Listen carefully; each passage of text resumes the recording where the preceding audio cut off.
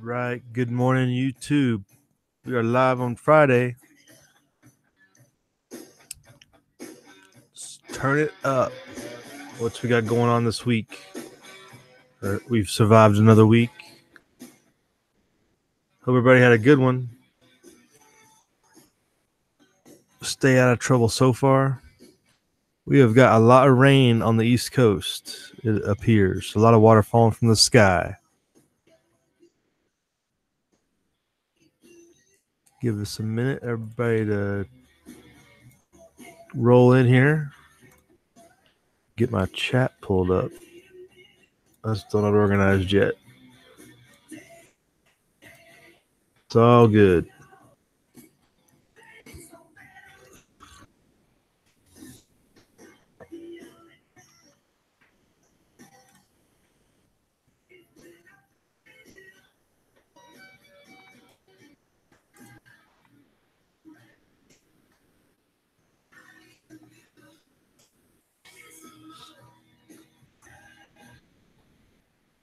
All right. There's the chat. All right. Oh, we got Mr. Tommy Boy's in here already. And Irish USMC vet. Good morning, sir. What's going on? Yeah, so the East Coast seems to be getting a lot of water. That story hasn't changed. The fires out here, the first story up today was going to hit on that. Looks like you're getting too much water out there.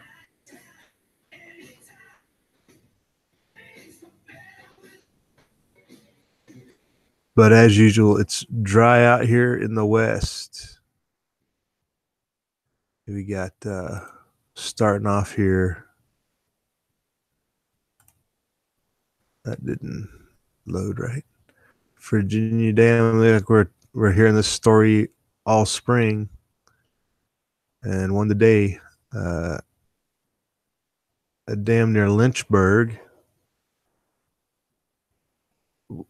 near overtopping itself. We have a dangerous situation unfolding in Virginia. Emergency officials are warning that the College Lake Dam near Lynchburg is in danger of failing. Water is flowing uncontrollably over the top of the dam, and residents are being evacuated from the Blackwater Creek Trail. A shelter has been set up at a nearby high school. Now, the nearest downstream town is Lynchburg, which is about 1 mile from the dam. The National Weather Service has issued a flash flood warning for Lynchburg, stating that if there is a complete failure of the dam, the water depth at Lynchburg could exceed 17 feet in just 7 minutes. Heavy rain Thursday caused the dam to reach its capacity and overflow. The dam is being closely monitored right now by emergency personnel for any signs of structural failure. So that's a bad situation developing there. And I guess that would be Virginia Tech is there, correct? And Jack Daniels, right? Jack Daniels is in Lynchburg.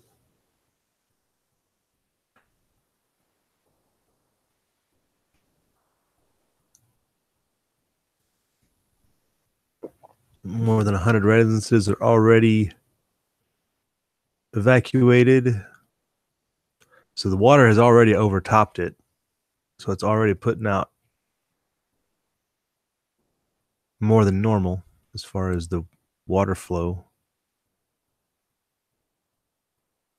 The area has received 6 inches of rain in the last 24 hours.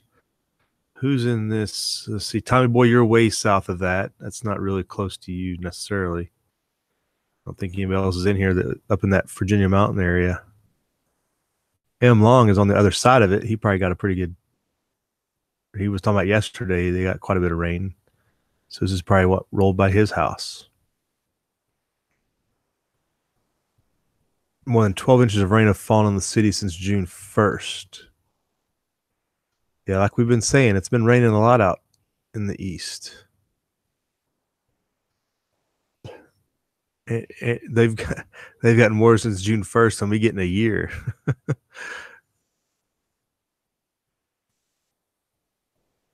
And it looks like it's not over.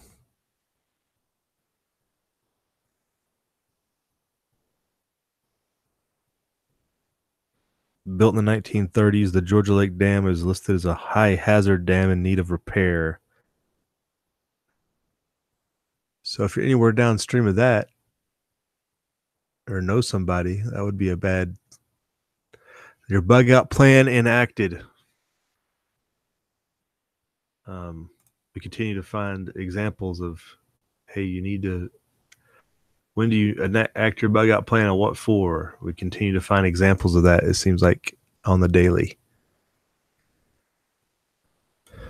Hey, good morning, Aaron Cox. How you doing? We hope to have a great day. Listen away. We'll hope to keep you engaged here. Tommy boy, you just chopping up the wood, working out in the rain, huh?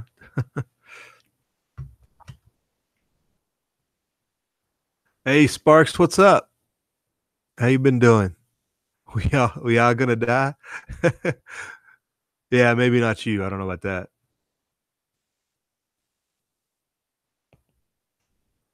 Yeah, so the smoke situation out here continues. Actually, I think the weather's changed enough that yesterday wasn't too bad, and today looks fairly clear from our situation. From most of the Yosemite fire comes up our way. They have this fire up north of Reno that I think is a little bit better under control.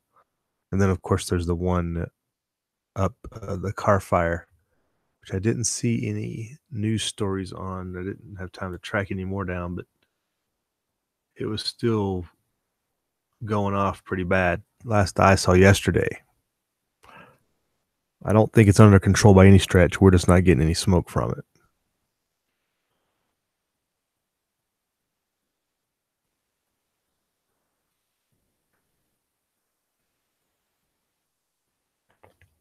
Yeah, Tommy, I'm sure you'd rather have the water than what we're getting out here. Yeah, everything burning up in the sun or etc. Yeah, if you could, we still haven't perfected the email watering system yet. It seems to not be working quite just right. We gotta work on that. Hey, Walter Davis joined us. Good morning. So yeah, the water continues to fall out of the sky. Walter, but watch out, it's coming right for you again. We're interested to see how many more dams, levees, overtopped rivers we get throughout the rest of the weekend with that weather moving across there. There's also a story of a hurricane potential coming towards Hawaii. So cancel your summer trip to Hawaii. Or get in there and get on the beach and get out. But that's kind of the weather situation. Today's a big day on the economic front. They announced jobs, payrolls, unemployment, all that gets announced today. Looks like we're at record employment levels. Number of jobs added was not what was expected, but I think we're getting to the point of saturation where you can only make so much and have so many jobs available. But 155,965,000. How they get those numbers that accurate, I don't know. Statisticians just make it up, I think. But that's number employed in June, considered a record. But it's what's in the numbers that really usually gets the interest up.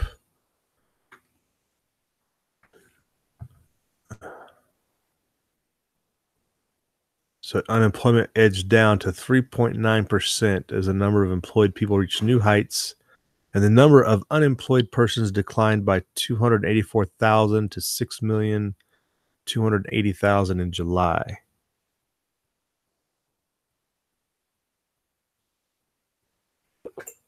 Breaks it down by demographics.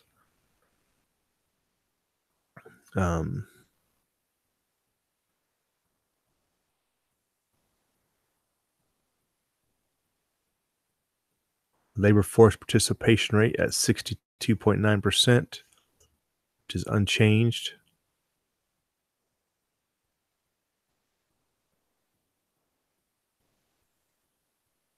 says hourly average earnings are up by 7 cents to 27.05.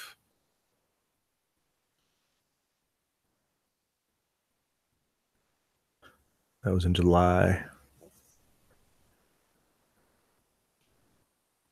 And they throw that's interesting. The nation's civilian non-institutionalized population, consisting of all people aged 16 or older who are not in the military or an institution, reached 257,843,000. Of those, 162,245,000 participated in the labor force by either holding a job or actively seeking one. So they consider the military the institutionalized population. Now it all makes sense. Oh man, I've never heard them refer to the military as an institutionalized population, in the military or an institution. So I guess by institution they mean in college as well, because it says people over the age of 16. That's the labor force participation is. But I've never seen it broken down like that. That's kind of funny. Yep, it all makes sense now, right, Irish? We were institutionalized and didn't even know it.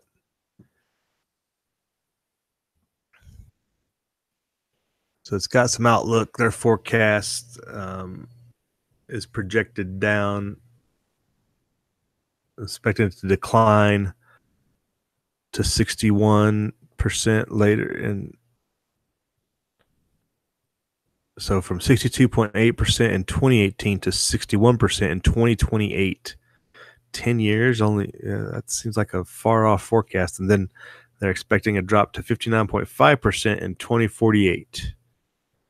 30 years from now. So they're trying to really get they might as well go play the Powerball if they can get that good forecast. Go out and bet on horses or something. Probably just as accurate as trying to figure those numbers out.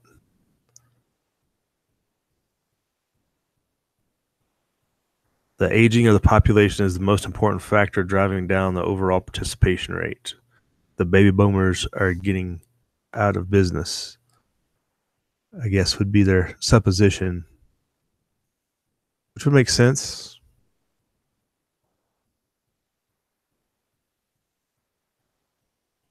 Expect the people over age 65 to increase from 16 to 22% in the next 30 years. 6% more older people. While the age of people ages 20 to 64, which is obviously your prime working years, or really your whole working years for most people, expected to decline from 59% to 55% during that 30-year period. And of course, this is focused on just the United States.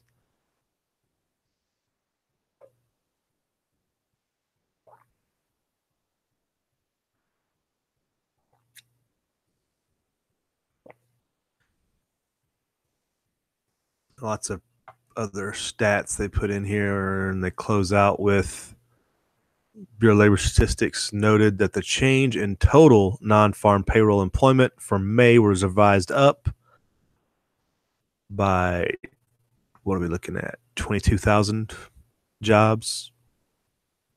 And the change for June was revised up from 213,000 to 248,000, so 35,000 jobs revision.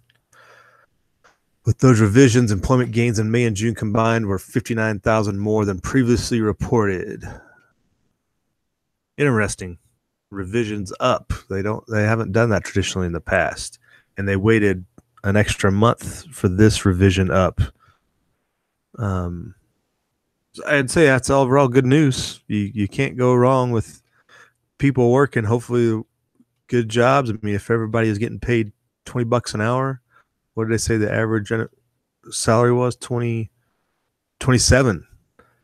The average, which of course is not a median, right? But anyway, average hourly earning of 27.05 is not too terrible bad.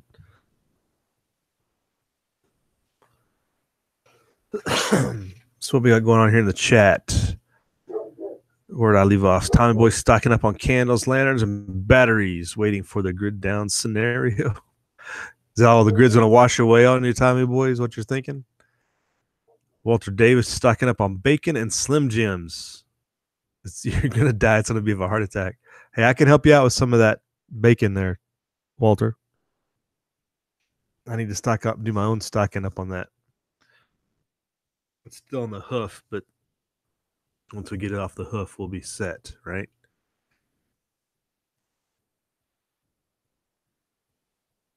Now they can lock us up in the loony bin. Well, I guess we were locked up in the loony bin for all those years. Rooster, you didn't have that bad of smoke today? Driving to work like chatting? Live chatting? So is that you typing while you're driving there? No wonder I can't read it. You can see over the east side of the valley. Okay, so yeah, it's cleared up for you too. Yeah, it's the same here. Rooster, I don't get out of bed. Yeah, that's if it was only that easy for everybody, Rooster don't get out of bed for less than $30. I'm assuming that's $30 an hour. Yeah, it'd be nice if people valued their time as much as with that in consideration, that time is money and that they take that into consideration before they roll out of bed. But $27 ain't too shabby, especially when you're younger. Obviously, when you get older, you expect a little more if you're well trained at what you do, of course. Some people still get into their 40s and aren't trained at anything and expect to get $15 an hour, and they're still not worth that. That's a problem. I tell my son he's worth about $5 an hour. I'll get back to you when you get outside of 80s minimum wage. Well, shoot, it wasn't even $5 yet, was it? We were still, I can't remember what the minimum wage was. But that's about his value. There's still talk of trade war and tariffs increasing and stuff. China retaliation on $60 billion in U.S. goods. I didn't click on that yet, so let's roll over here and see what's going on. See what we're going to have to pay more for. Hopefully, unless everybody knows you can't go to Walmart. But China's preparing to retaliate. Tariffs on about $60 billion worth of goods. These range in rates from 5% to 25%. Any unilateral threat or blackmail will only lead to intensify. Oh, wait, this is a quote. Any unilateral threat or blackmail will only lead to intensification of conflicts and damage to the interest of all parties, the Chinese statement said. I think that would be a given. That would sound fairly accurate.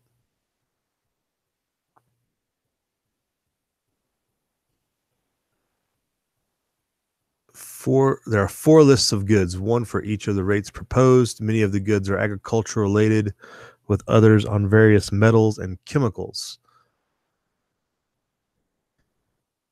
Date of implementation is subject to the actions of the U.S., and China reserves the right to continue to introduce other countermeasures, they said in a release.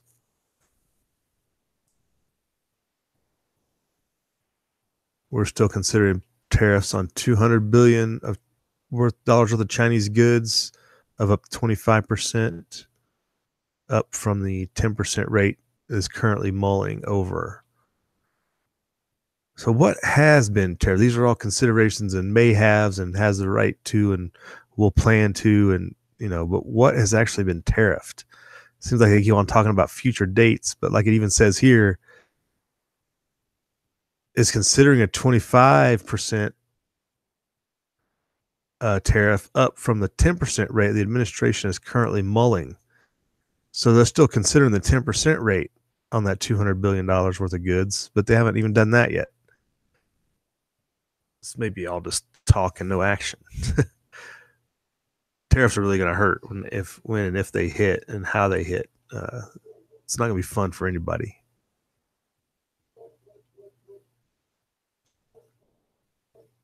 So I'm not sure what the end goal here is, but tariffs are not the end state. There's a more equality of trade is the sought after goal, but I don't know if you're going to get there from here.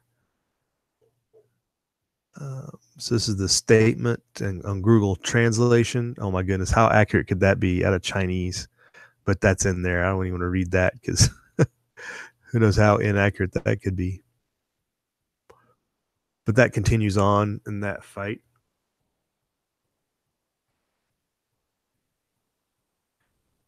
And hopefully maybe we'll just escape unscathed.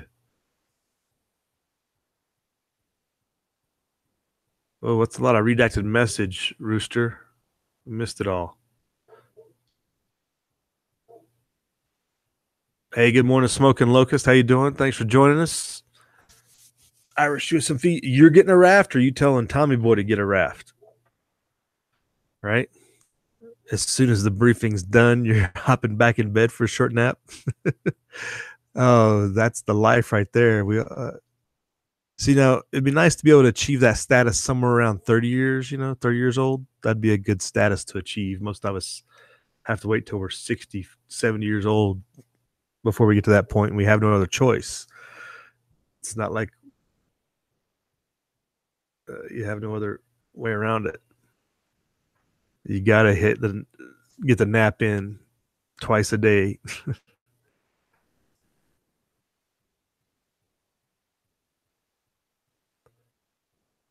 Irish, you pay the kids' cell phone bill? Is that what you're saying? Their hourly wages, the cell phone bill? That's the going rate. That's the incentive. You keep the lights on and the hot water. That's about what they rate. Alicia, good morning. How you doing? Thanks for joining us. All right. So we've seen the economic outlook, some economic action. I think that's the only thing I had pulled. Didn't have time to look up anything else necessarily. Anybody got anything on their radar that really stands out? Thought there was one other. Tommy Robinson was released Wednesday. We briefly talked about that Wednesday morning, and he was released later in the day on bail. That issue is going on.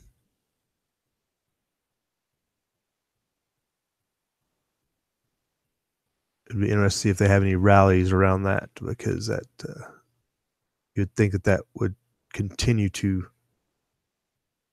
incense the people, the situation there.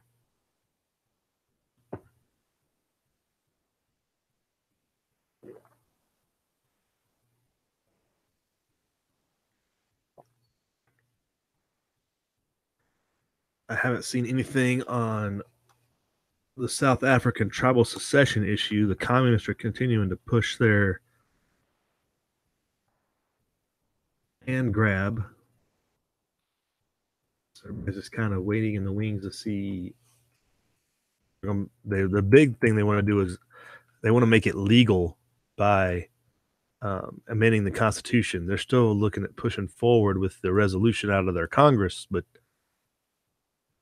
they're not considering it a full-on effort without amending the Constitution to make it legal, if you will.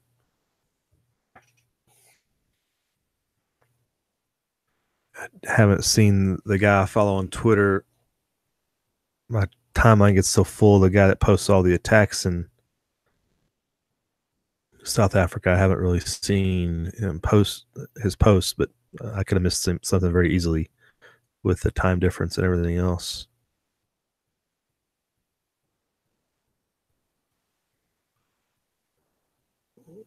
Has Tommy Boy done an interview at Castaway Says? He was posing with pictures with a lot of people. I would assume he has done them. I haven't seen any videos where he's speaking or anything, but I would imagine he would have. There was several statements that were put out. Maybe they're just doing some, but nothing live. Not like he didn't talk to anybody when he walked out. He walked straight through the press and didn't speak to anybody on his way out. But I would imagine he's talking to somebody, maybe some more formal interviews. Not sit down type, not the ad hoc, the sporadic ones. He might be just the Venezuela situation. They're eating donkeys and rats now. We had that story from earlier, it was Monday, I think.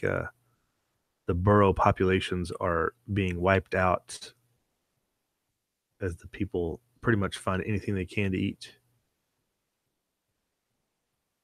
There's a couple. You want to talk about SHTF spreading outside its normal? Yeah, at least he did look like he lost some weight, right? That's what a lot of people commented on that. That was one of the bigger comments you saw people making. It was about that. So when SHTF hits your neighbor, what happens next? There's an interview he did on Tucker. It's here on YouTube. All right, Rooster, thanks. Is that Tucker Carlson? Or Tucker? Who's Tucker? Tucker Carlson's the only Tucker I think I can think of.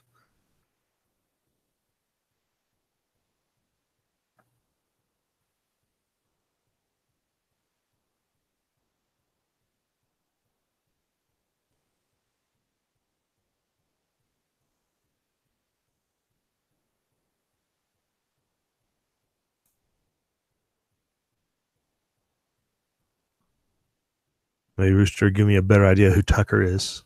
But so Fox, that's Fox News, correct? I don't watch such things, so I would have missed that.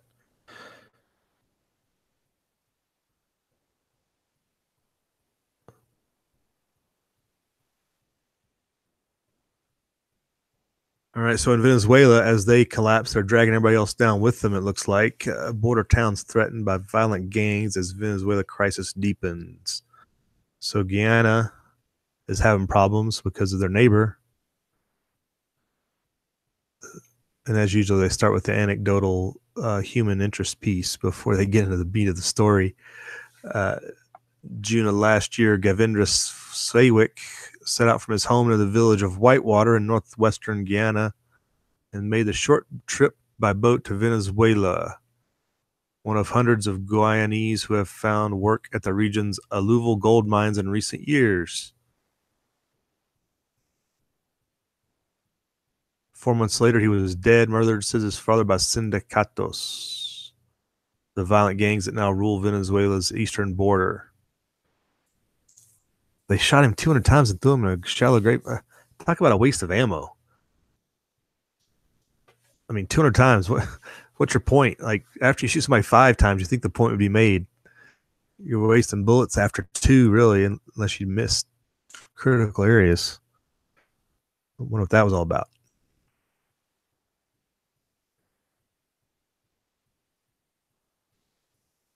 As the crisis in Venezuela intensifies, the breakdown of law and order has been particularly acute in the remote eastern regions. Usually remote equals less government control. I think we see that a lot. This is from today, right? Okay, last night. So late yesterday. Close enough.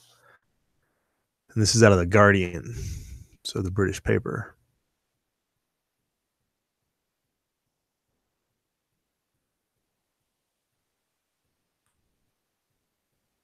For border communities in neighboring Guyana, a country of just 770,000 people, and it's that little tiny little speck that's up there that borders Venezuela. Whenever you look at the map, it's that country you never can remember. And there's French Guiana and Guyana.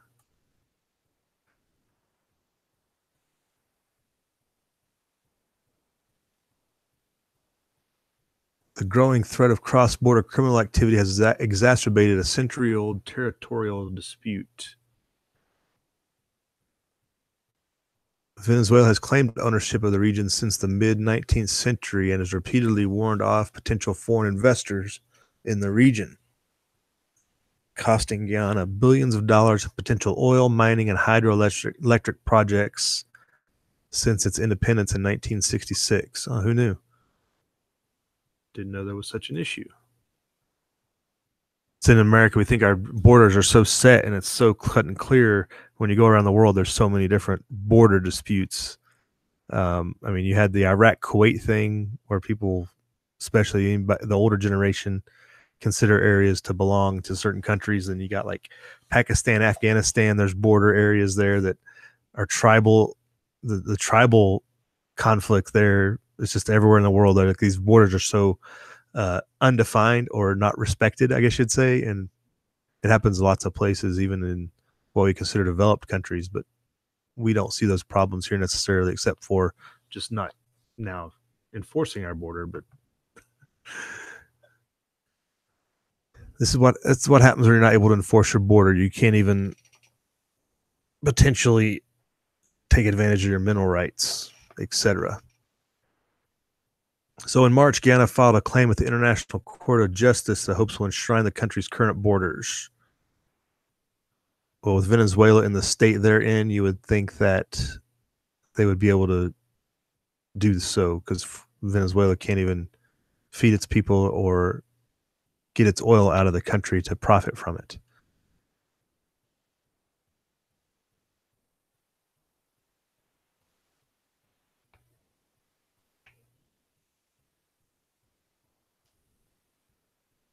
To raise awareness of the internet, so the ICJ is the International Court of Justice. To raise awareness of the ICJ case, the ministry even commissioned a soca song brimming with references to obscure border treaties and defiant lyrics such as "Love our neighbors, let the good vibes flow, so why would they want to take?" So they made a song, soca song, whatever that stands for. I guess you have to be there to understand.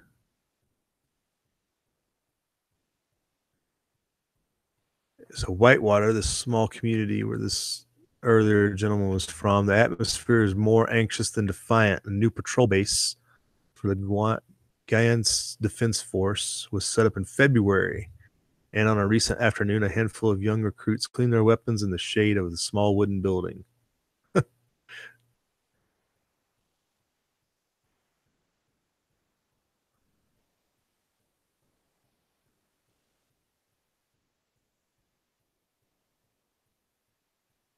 For years, both governments have turned a blind eye to the unreported comings and goings in the border town, the village's main dirt track peters out at Riverside Landing Bay, where bare-chested men lug barrels of contraband Venezuela gasoline for motorized canoes.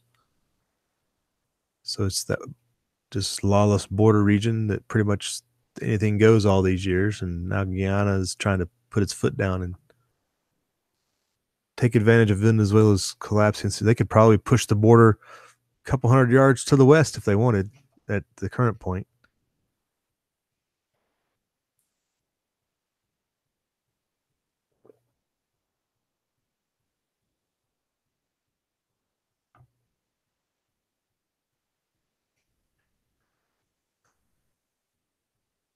Guyanese have also trodden the path in the other direction, entering Venezuela to mine for gold. Miners say that until mid-2017, they paid members of Venezuela's Guardia Civil, I imagine that's their self-defense forces or something like that, border patrol basically, probably. They paid them 3 ounces of gold per month for the right to work. That's pretty good pay. 3 ounces of gold a month just to let you go in there and mine. If I'm, guarding the border, 3 ounces of gold a month, that's pretty good pay down there, especially. You got to figure. They must be pulling out some good numbers out of these mines down there.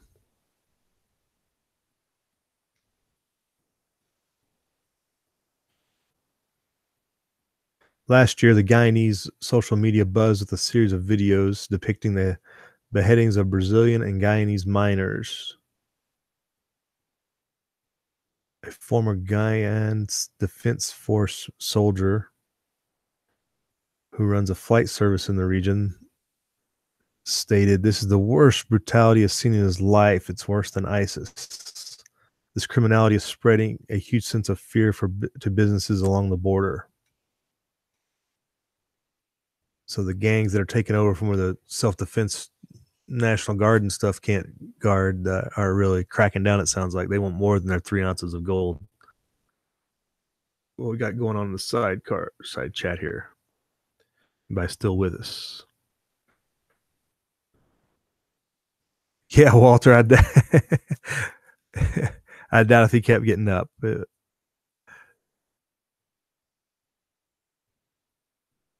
Yeah, Rooster, we talked about that Virginia dam first thing off in Lynchburg. It was overtopped, and they were worried about it collapsing. That's at the very beginning of the chat. There are links in the description box below to that story if anybody's interested, especially those out east. There's a lot of water coming down out there.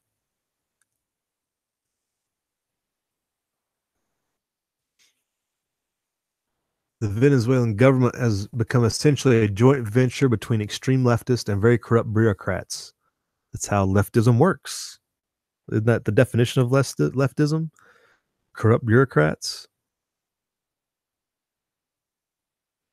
I think that pretty much sums that up. Some of these groups, especially inside the military and investigative police, have links with crime organizations working in kidnapping, extortion, and gold mining.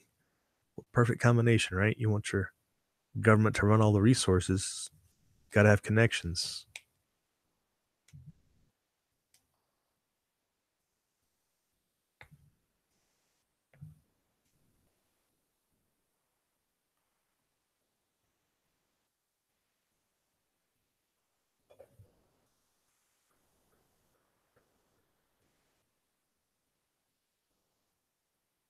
So increasing border conflict with Venezuela's problems is the gist of that story. And Guyana trying to get its independence back a little bit and assert its authority over its regions.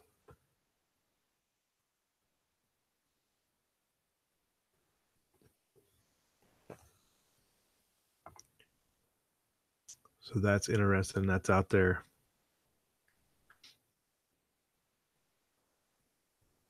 Hey, Stefan. Good morning. How you doing?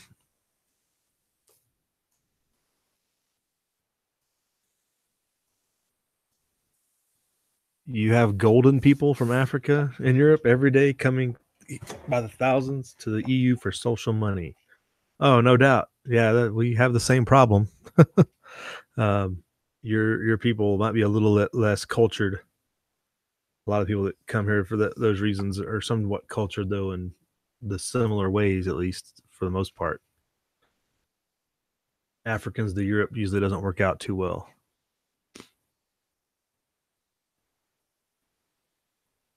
And Irish posted a message that's retracted. Didn't get a chance to read it. What was that?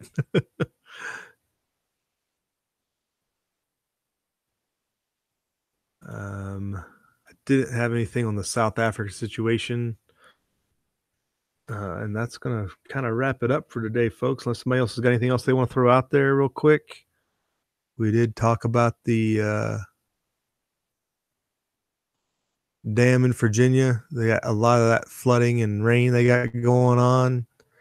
I would imagine that could cause problems anywhere in those green areas on the East Coast should have flooding of some sort or another, you would think. Walter Davis, I'm sure you'd be on the lookout.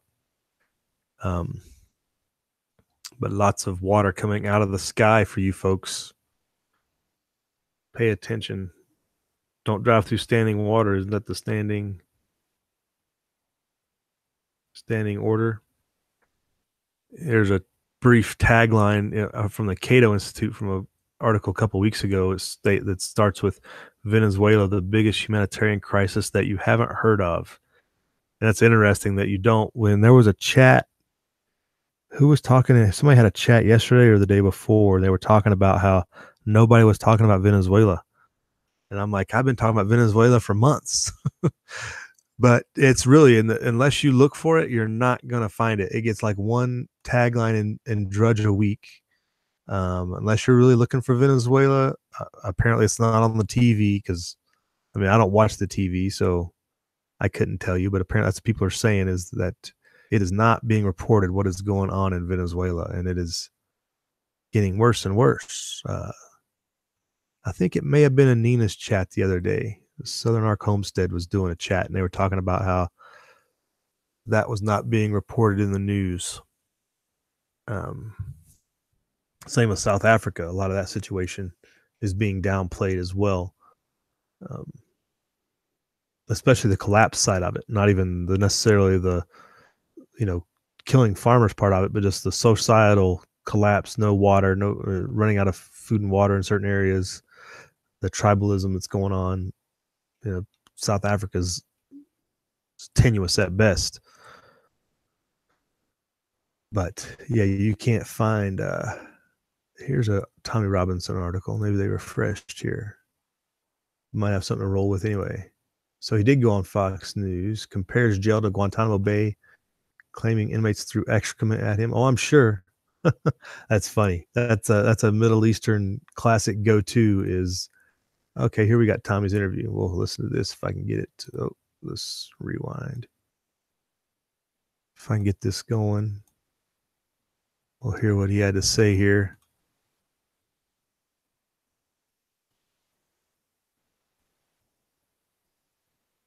Check volume. Make sure we can get everybody to hear this.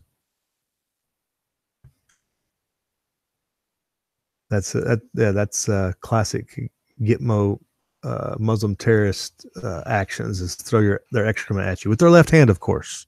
They're going to use their left hand. But let's see here. All right. There was a court case going on where 29 people were in court for gang raping up to 100 young children.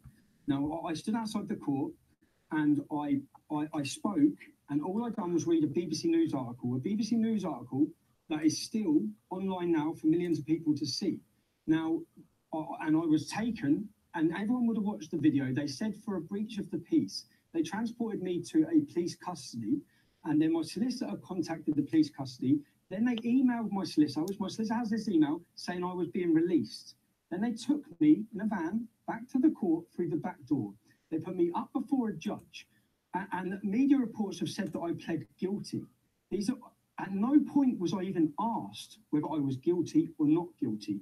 I was not even told, and I still, to this point now, have not been told and do not know what it is I'm deemed to have done wrong.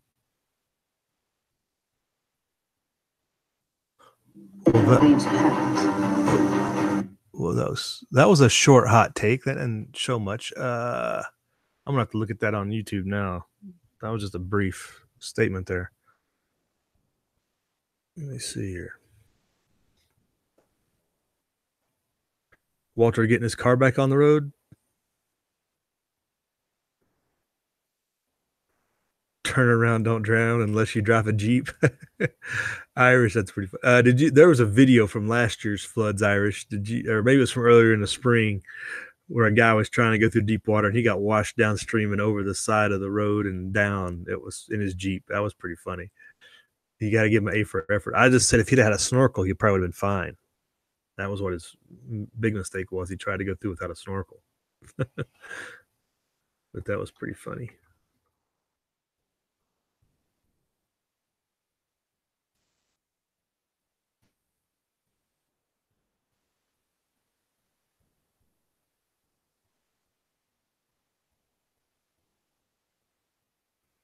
Let's see, here's 8 minutes. Ezra Levant. Let's listen to that one. Screw Fox News. I don't want to listen to Fox News. So here's a link. I'll put this link in the description box when you get, if you refresh or, well, once I get in here, hold on. You'll see it in the description box once you refresh or come back later or whatever.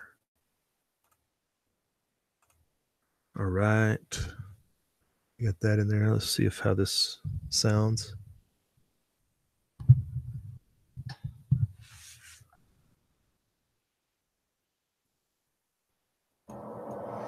Tommy, it's good to see you. I'm very sad for what you've been through, but I'm thrilled that you've been emancipated. I feel like you've been freed in so many ways. Yeah, I'm so happy that I'm happy. I feel I am happy that I don't feel happy. I can't express it. I don't feel super happy. It's strange. You were abused. I don't want to be condescending, but I think what they did to you was a form of physical and psychological abuse. Yeah. So I haven't had a conversation with anyone for 2.5 months. I haven't seen anyone. So other than 1 hour twice where I saw my wife and children. For 1 hour only. Yeah. And when I saw Murderers get more time than that. when I saw them, it was it wore me out. For that 1 hour, it was a big thing to. I don't know. By the end of it, it's not. I don't know. It's just. I heard that in prison you had constant threats. Is that true? So what's going on? I had threats every day. You know this heat that we've had here. I couldn't have my cell windows open because they would be spat through or shit put through. Oh my God. And so I had my windows shut all the time. And then at the same time as that, I had just threats from everywhere. And then at the same time as that, I had the police visiting my mother and my wife to tell them that there's intelligence, there's going to be acid attacks on them. Now, I don't know if you know how bad it is for me. I don't believe they're intel. I think all of this and the timing for all of it is so I'm on solitary confinement, and this is happening outside, which I can't deal with. But when I do get a chance to ring home, I find out the police are at my house, and my wife's crying and they're scared. And is there really intel saying that? And everything they've done. Do you know why they moved you to a more dangerous prison? They moved me from HMP Hull, which was a 7% Muslim population, to the most densely Muslim populated prison in the country. Did they give you a reason? No, they give no reason. But then I know why they did it, because what they then did is they used the excuse of my safety, which when I got there, they put me straight on solitary confinement. They locked me straight away, which was 23.5 hours a day, locked in a room in a flu mat. And then for 30 minutes a day, they open the door and you walk into a cage this size, small, and you walk around the cage on your own, and then they open the door and lock you back in. Like an animal. Yeah, and they only do. And do you know that, if every prisoner had that, if that was the sentence for prisoners, it was the fact that every other prisoner's cell door opens at 8 o'clock in the morning, and they're out of their cell working, having football, playing pool, and then they get locked up at 6 o'clock at night. And then I think I haven't done anything. But because they brought me to a Muslim-run prison, they used the excuse that this is why they have to do that. And how about the food? So Muslim prisoners were cooking your food, is that right? Yeah, I had them the first day. How was your dinner, Tom? So I didn't see my. So most people in prison, you come out. Is that why you're so offended? Yeah, I because haven't you eaten. didn't want to eat the I haven't food. eaten. For you were worried they were going to poison you, or So every prisoner comes out. You walk into a kitchen canteen and you see the person hand you dinner. Yeah. But it's prisoners, which are Muslims. Yeah. But I didn't even get to see, so I could see what they've done to all the food. My dinner was brought to me on a plate and handed to me at my door. And who knows And it's what and happened? then I've got them telling me, "How was your dinner, Tom?" Oh yeah, So so, I know. they want to know. And it's easy to get anything smelled. And so yeah, so essentially, but then the prison knew this, and I've got a copy of everything. I put in complaint after complaint saying, look, all you need to do, because I could only spend £12 a week. And £12 a week bought me 5 tins of tuna. So basically, what I've ate is a tin of tuna a day and fruit. That is a form of torture. Yeah, and you know what? If they treat Guantanamo Bay prisoners better than you, Tommy. I put in asking. So I put in complaints saying, look, I need extra money so I can buy food. And then They wouldn't let you buy food. in fact, I think the people here when you. It's like, and do you know what I see there was some on the TV, some human rights lawyer, a human rights lawyer, talking about why I should be in I jail. saw that one. And I'm sitting in jail thinking, my human rights are absolutely being abused right now. And not one person. Where's Amnesty International? Where's Reporters Without Borders? Where's anyone? But again, it's like, I know just. Tony, you just gone home, you met your wife and your beautiful kids, and I don't want to keep you away from them at all. But I just wanted to get a message from you out to the Ezra, world. I was coming to see. So you're one of the first people on my schedule that I wanted to see. And I'm going away Friday morning, so I'm so glad that you're still here. And I've got the opportunity to shake hands and say, thank you. And my wife, thank you. And my children, thank you. And Well, it's our rebel viewers. They're the ones who helped. yeah, I know. I'm getting emotional. They love you because you did so much great work with us, and we love that we respect your work as an independent guy. It was our honor to help you, my friend. When I saw you taken away, I thought we have one more mission with Tommy. I know, and yeah, to every person, wherever you are in the world, who took the opportunity to even donate to the legal fund, share the articles, share the news stories. Just, you know, the sort of, that gave me so much.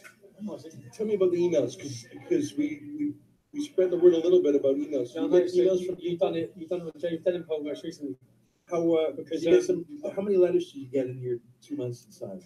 Oh, I've got 6 black bags this big, this wide. Were they encouraging? Oh man, it's like, do you know some of the things to understand? What I understood from this sentence is that something huge has happened. Not just our country, but the whole world is feeling this right now. Not my cause. I've become a symbol of something that everyone has galvanized under. And I'm a law-abiding citizen. Never shot anybody. Never committed a serious crime. Never committed. Realizing from the letters and letters and letters, I'm reading them, and people who have never been politically minded, people who have not been interested in politics, people who feel so passionately and strongly about this, what's happening now, and the fact that they feel oppressed. And I could tell in those first few weeks, but over the months, that something huge is happening, something massive, like a revolution is brewing, and people feel so angry. And you know what I did is, as I read the letters, I'd read the letter, and I every day from 2 o'clock till 6 o'clock, that was my time that I'd sit and read. And because I spent my day up into just to have those little moments, even when my door opened at 12 o'clock, that's a moment. So from that, and I'd separate the letters into news stories and into things. And you know, like understanding that these people have taken the time. I know so many people's life stories that they're telling me the stories of their life. People who write me, different people from different countries writing to me every day. I had an 8-year-old woman. She's one of the first people that when I get back off holiday, I'm going to go and visit. I want to spend a week. I'm getting emotional. Because it's been good. Tommy, you have a lot of fans out there, more I think than you ever have before. You also have people who are gunning for you. I'm furious to hear about what it was like in prison. I'm furious. We'll do whatever we can and just take a week with your family and don't even think about things. You know, they just couldn't let it. So part of what I believe they're doing, or what this has been about, which is similar to what happened in 2012, which this is used to mentally break me, I believe. And they still couldn't just accept, okay, everything we've done was wrong, and let me go.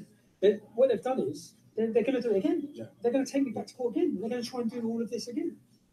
Well, and so it's like a dark cloud always hanging over. And it's like, take a week, take time with your family. When you come back, we can talk more privately about what we can do to help. We want to help. We don't want to manage you. You're unmanageable. I'm joking. I said, imagine when I was working, and I said, I'm going to Leeds Crown Court. And for the right reason, you'd have said, no, you're not, because you wouldn't have been wanting me to end up in prison. But all the time I said, look, Tommy, I've said you're the last lion, and I mean it. And you've inspired me personally. You've inspired thousands, millions of people. And I just want to say one thing, because I promised people I would. I just want to say, because they're gunning for you so hard, we all want you to be 10% more careful.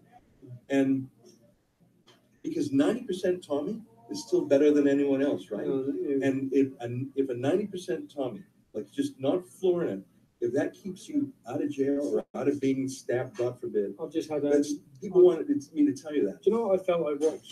I sort of lived and watched. I had a lot of time to reflect, and I sort of lived and watched and saw probably going to get emotional again. You have a lot of people who love you. People you'll never even know.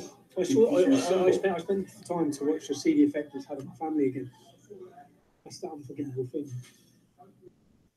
I'm glad you're free. Come on. Connect with your family, my friend. Thanks, man. Thanks. All right. We'll move on from that. That's in your links below. And I guess there's other interviews out there with other people as well. And I think the key thing to remember is that this isn't just happening in Britain. If you've been following the channel or on G Plus or anything, tons of similar instances of here in the United States of people being arrested just to shut down what they're saying. In particular, we've been following the case in Texas. You got Bao Nguyen, who basically is being put in solitary confinement. You can follow that on his channel. But basically, they've got trying to shut him down on the Clash with Bow channel. You can follow some of that. And that's right here in Texas, of all places. And basically, they got him incarcerated now he's been in jail over 30 days just for standing up to the court. And they're trying to do everything they can to silence him. And then you got James Freeman, if you're familiar with that channel, who is going into a federal magistrate, I believe, today to address the issue of filming in public. And they're trying to put him in prison similar to this, preemptively, without conviction, because of a violation of a supposed bond. Very similar. I mean, almost when you look at what Tommy was put in for, when you talk about violating the court's orders or whatever, or bail conditions, and making things up to make you a violator of those bond conditions, and then putting you back in jail, and then going into solitary and all that other stuff just to shut up what you're saying. Seems to be the similar story. So check those channels out if you're not following already. But the court abuse in the United States is definitely at the same level, if not worse, of what's going on in Britain. The line might be a little bit different. We don't have the grooming scandal and everything that's being covered, but just basically even the ability to film public hearings, film public servants in public is being assaulted. They're saying that you can't do it in a lot of places, and that's what they were kind of standing up for. And I guess you could call it persecution, for lack of a better word. They're being persecuted over it. So if you're not following James Freeman or Clash with Bow channel, check those out. You get a lot of backstory. Make sure you're on my G+. I post a lot of their articles and live streams and other stuff talking about those things on the G+ too. So, but whatever happened with this grooming scandal, those people that were getting convicted that day that Tommy got arrested, whatever happened to them? Were there any convictions? Well, we don't know because the media wasn't there to cover it. That's the bad thing. So, thanks everybody for coming out on a Friday. Thanks for joining us. Thanks for hanging in there. We will be back at you tomorrow. We come drop back by. We'll see what else we can dig up. See if Venezuela has fallen apart between now and then, among other things. Enjoy the good jobs while you can, and stay out of the rain, because it's probably raining on you somewhere out there. Most of Americans are getting rained on right now, it looks like, in some form or fashion. If not, you'll have a good weekend. Live free.